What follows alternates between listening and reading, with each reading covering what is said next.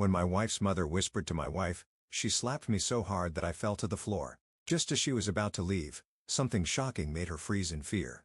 Then her voice trembled because, the moment my wife's hand connected with my face, the entire world shifted. I didn't see it coming. 1 second, we were sitting at the dinner table, the flow of conversation and clinking silverware filling the air.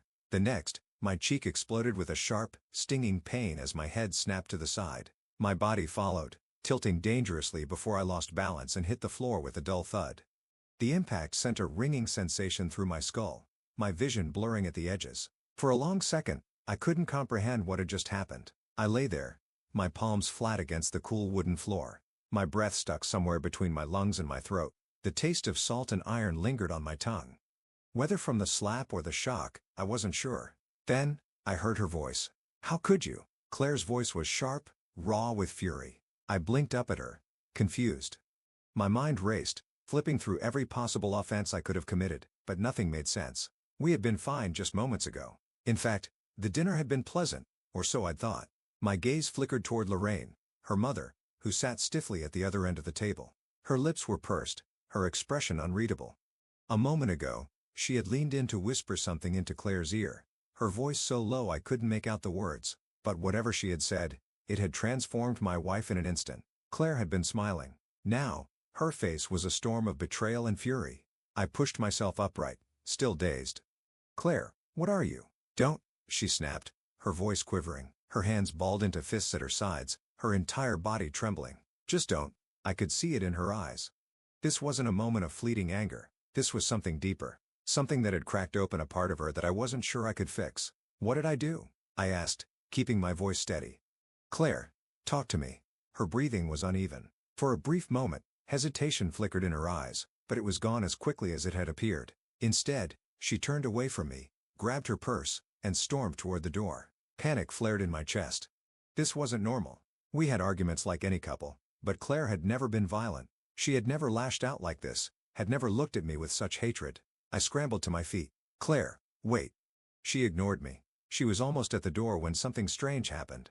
Her stride faltered. She came to an abrupt stop, her entire body rigid, her back straight as if someone had just whispered her name from the shadows. A thick silence settled over the room. I frowned. "Claire." She didn't answer. Her fingers twitched around the strap of her purse, and when she turned her head slightly, I saw something I hadn't expected. Fear. Not anger. Not betrayal. Pure, raw fear. Her shoulders lifted with a slow, shaky inhale. The anger she had worn so openly only moments ago had drained from her expression, replaced by something hollow, something unreadable. A cold weight pressed against my chest. What the hell was going on? I took a slow step toward her. "Claire." She flinched. I froze. My own wife was afraid of me. I had never hurt Claire. Not once, not even by accident. And yet, the way she recoiled, the way her breath hitched like she was standing in the presence of a monster, sent a sharp, slicing pain through me that had nothing to do with the slap. Lorraine stood up, her chair scraping against the floor. She moved with eerie calm, her expression composed. "Come, Claire," she said, her voice gentle, almost soothing. "You don't have to stay here." She reached for Claire's arm, and for a second, I thought my wife would follow her without hesitation. But Claire didn't move. She just stood there, still staring at the door, her knuckles turning white around the strap of her purse. Something was wrong. Something was very, very wrong. I wanted to demand answers.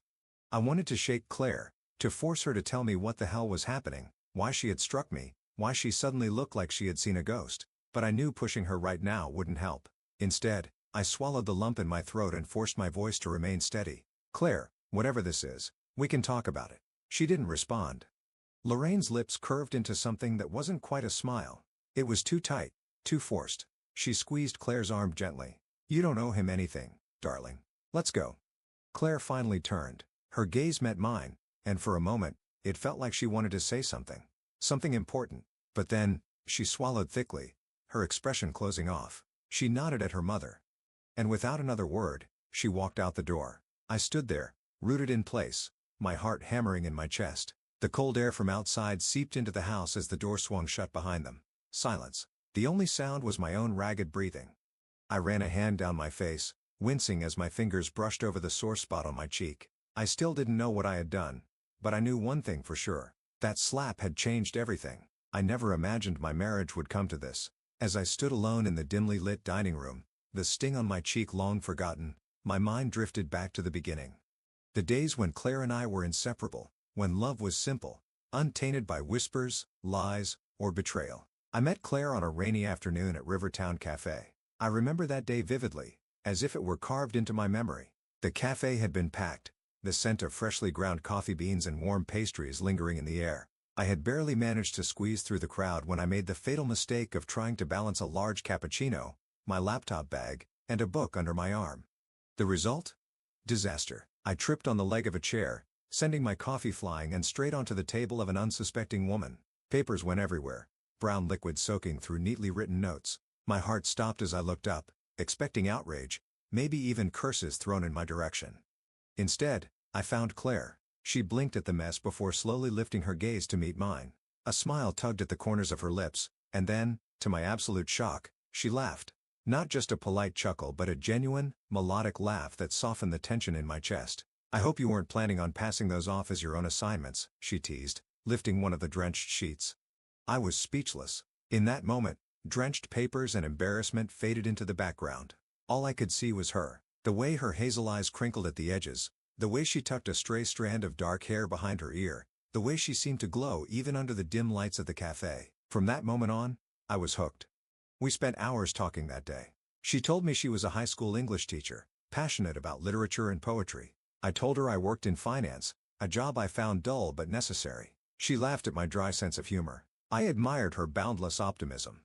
We were opposites in many ways. Where I was cautious and logical, she was free-spirited and adventurous. But somehow, we fit together seamlessly, like two puzzle pieces destined to meet. Our love story unfolded effortlessly. Dates turned into weekends together.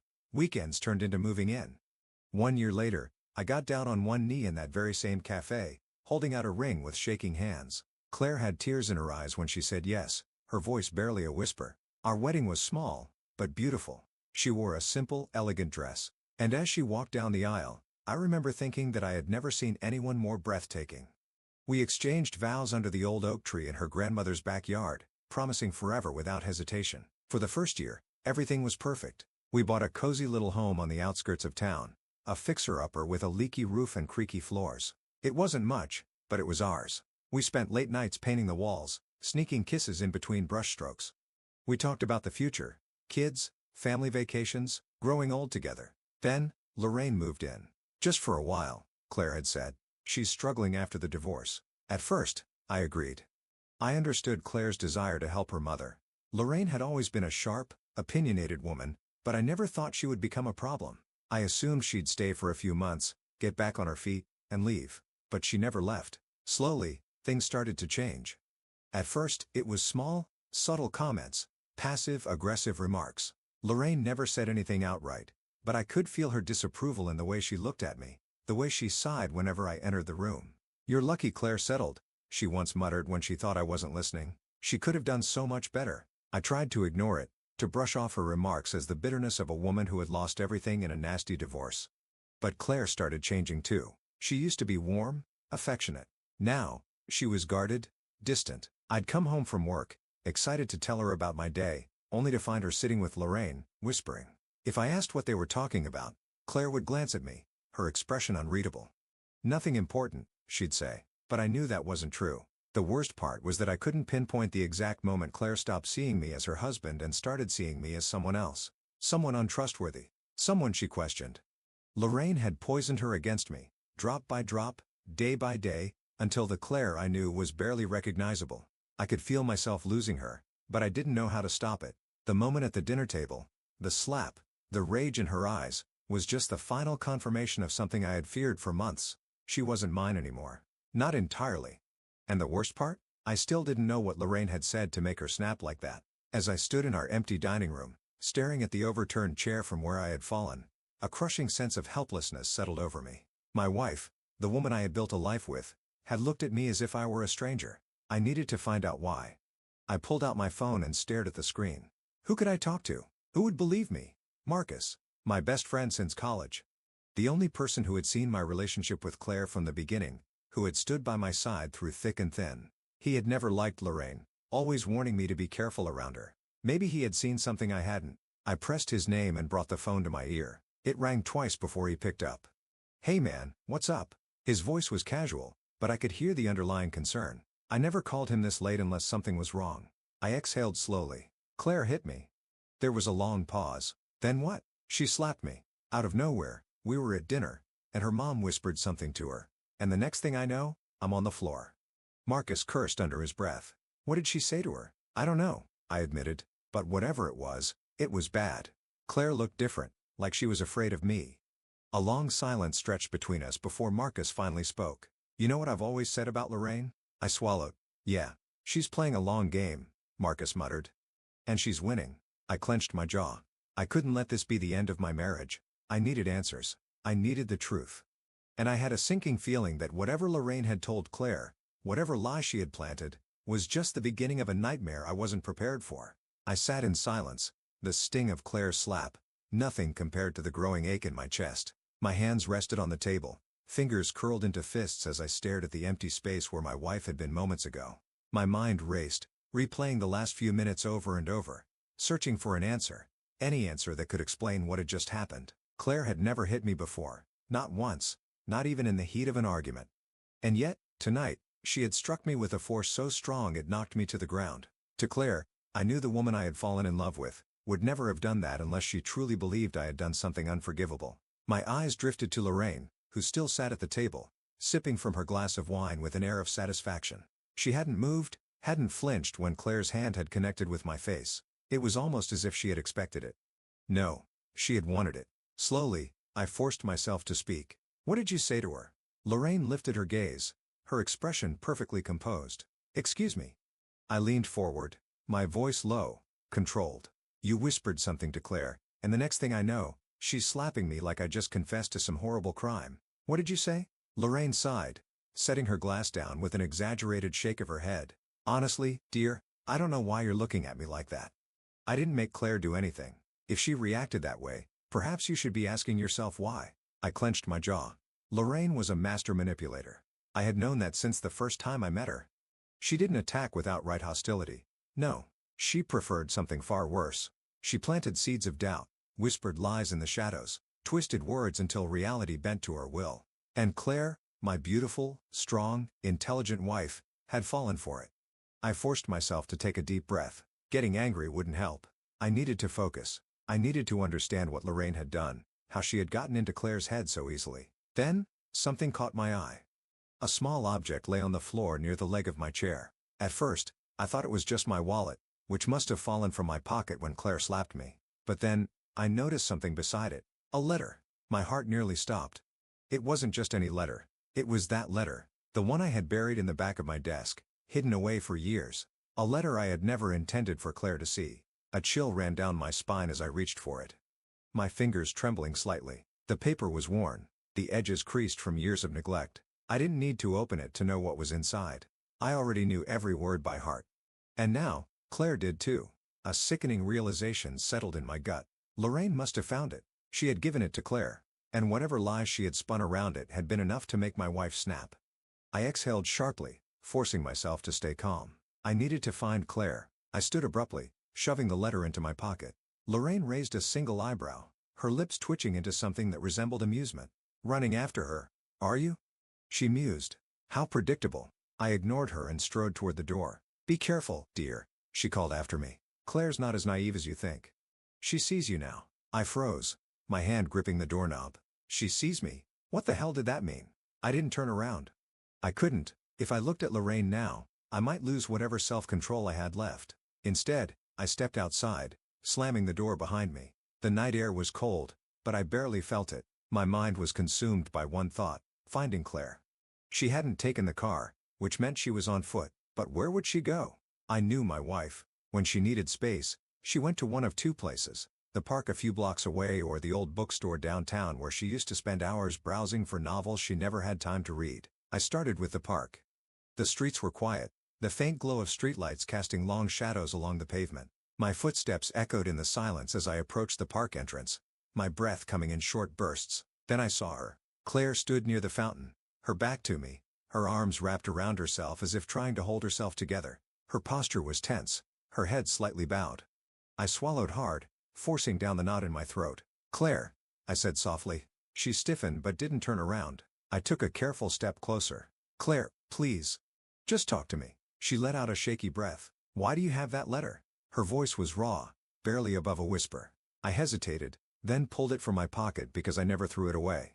Slowly, she turned. Her eyes were red, her expression torn between anger and something else. Something far worse, betrayal. Her gaze dropped to the letter in my hands. You lied to me. I shook my head. No, Claire, I didn't. Then explain, she demanded, her voice trembling. Because my mother told me everything, and I don't know what to believe anymore. I clenched my jaw. Lorraine had done what she did best. She had twisted the truth, wrapped it up in enough venom to make Claire doubt everything she thought she knew. I stepped closer, lowering my voice. Claire, whatever your mother told you, I need you to hear it from me. Please. She didn't move, but she didn't walk away either. So I took a breath and prepared to tell her the truth. The truth about the letter. The truth about my past. And the truth about the one person I had spent my entire life trying to forget. Claire wasn't just angry. She was afraid. That was the part that gutted me the most. I had seen Claire upset before. Frustrated. Even distant during our worst arguments. But fear? That was new. And it wasn't the kind of fear that came from uncertainty or misunderstanding. No. This was something deeper. Something that had wrapped itself around her so tightly that she was trembling. And all because of that letter. She held it in her hands now, gripping the paper so tightly that it crinkled under her fingers. She hadn't spoken since I told her I would explain everything. Instead, she just stood there, her breathing uneven, her gaze flickering between me and the worn envelope as if waiting for me to admit to some unspeakable crime. I took a careful step forward. Claire, I don't. Her voice was sharp, but it wavered at the edges. She shook her head, taking a step back. I need space. I can't be near you right now. The words hit harder than I expected. Space. It was such a simple word, yet in that moment, it felt like the final crack in an already fragile glass, ready to shatter completely. I swallowed hard. Claire, please. Just let me explain. But she wasn't listening. She clutched the letter to her chest as if it were some kind of shield, protecting her from the person she suddenly believed I had become. Without another word, she turned and walked away, her pace quickening with each step. I wanted to follow her. I wanted to grab her hand, make her look at me, force her to see that whatever Lorraine had told her was a lie. But something in me knew that if I pushed right now, I'd lose her completely. So I let her go. I watched as she disappeared down the sidewalk, the wind tugging at her hair, her arms wrapped around herself like she was trying to keep from falling apart. Then, after a long moment, I turned and walked in the opposite direction. I needed help. I needed someone who would listen. Someone who would believe me. There was only one person I could think of. I pulled out my phone and scrolled through my contacts until I found the name I was looking for. Marcus, my best friend since college. The one person who had never trusted Lorraine from the start. I hit the call button and brought the phone to my ear. It rang once, twice. Then, yo, what's up, man? Marcus's voice was casual, but I could hear the underlying concern. I never called him this late unless something was wrong. I exhaled sharply. I need to talk. There was a pause. That bad? Worse. Another pause. Then, come over. Marcus lived about 10 minutes away, and I barely registered the drive. My hands gripped the steering wheel tightly, my thoughts racing in 100 different directions. By the time I pulled into his driveway, my pulse was pounding in my ears. The porch light flicked on as I stepped out of the car, and a second later, the front door swung open. Marcus stood in the doorway, wearing an old t-shirt and sweatpants, his expression serious. All right, he said, stepping aside to let me in. Tell me everything. I didn't even wait for him to close the door before I started talking. She hit me, I said, my voice hollow. Claire, she slapped me out of nowhere. Marcus's eyebrows shot up. Wait, what? I ran a hand through my hair, pacing the length of his living room. We were at dinner. Everything was fine. And then Lorraine leaned in, whispered something to her. And the next thing I know, she's looking at me like I'm the worst person in the world. And then, I let out a bitter laugh, shaking my head. She just lost it. Marcus let out a low whistle. What did Lorraine say? I stopped pacing. I don't know. Marcus folded his arms. Okay, but Claire has never been the type to just react like that. What triggered her? I hesitated, then pulled the crumpled letter from my pocket and held it out. Marcus took it, frowning as he unfolded the paper. His eyes scanned the words, his expression shifting from confusion to realization. Damn, he muttered. This is from I cut in. Him. Marcus exhaled slowly, rubbing the back of his neck. And Claire saw this. She didn't just see it, I said. Lorraine gave it to her. She must have found it in the house and spun it into something worse. And now Claire thinks I've been hiding some huge secret from her.